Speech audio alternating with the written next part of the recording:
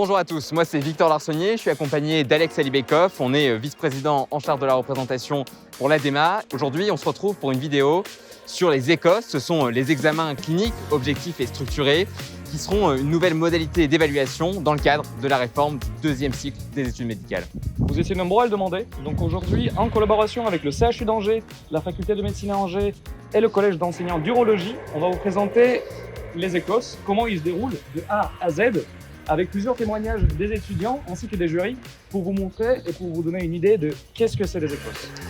Stay tuned.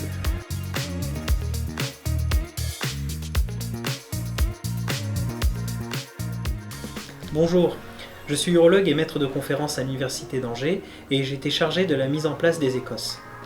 Alors les ECOS, ou examens cliniques objectifs structurés, font partie des points essentiels de la réforme du second cycle.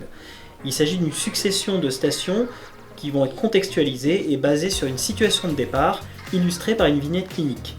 L'étudiant va devoir résoudre un problème médical en 7 minutes en faisant appel à son raisonnement médical et à des compétences cliniques. L'objectif des ECOS peut aussi bien être la formation, mais aussi l'évaluation des compétences cliniques.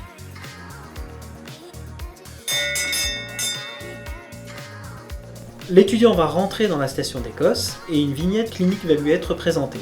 Celle-ci sera accompagnée d'objectifs à atteindre correspondant à une question médicale à résoudre. L'étudiant disposera ensuite de 7 minutes pour résoudre la question.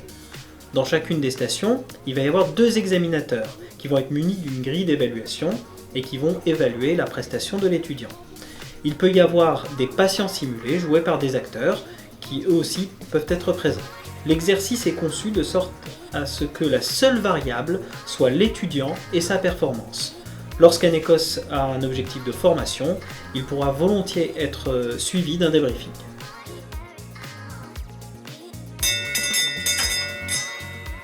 Alors pour construire un ECOS, on se base sur des situations de départ.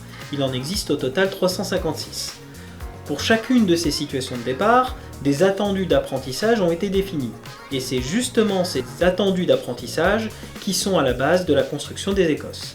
Les ECOS vont alors couvrir 11 domaines de compétences que sont l'interrogatoire, l'éducation et la prévention, l'iconographie, l'annonce, la stratégie diagnostique, l'examen clinique, la synthèse des examens paracliniques, la communication interprofessionnelle, la stratégie pertinente des prises en charge, les urgences vitales et le procédural.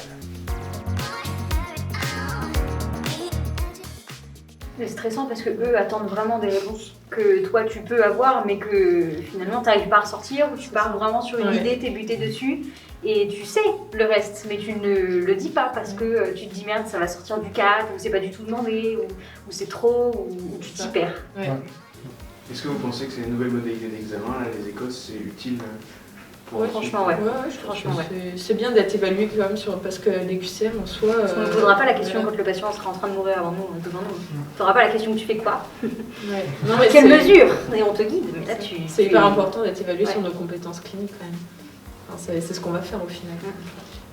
Là, vous avez plus devant vous les propositions, justement, vous parlez de mixer les items un peu. C'est ça, de tout mettre ensemble parce qu'on voit un item dans une spécialité, après tu le revois dans une autre spécialité, mais c'est quand même dans des bouquins différents. Enfin, des fois, c'est un peu dur de faire le lien. On arrive au terme de cette vidéo sur les ECOS. On espère que cette vidéo vous permettra de mieux appréhender cette nouvelle modalité d'évaluation avec les mises en application pratiques que vous avez pu voir à travers cette vidéo et que vous appréhenderez avec plus de sérénité les ECOS qui seront à venir dans les prochaines années. Et on vous souhaite à tous bon courage. Bon courage.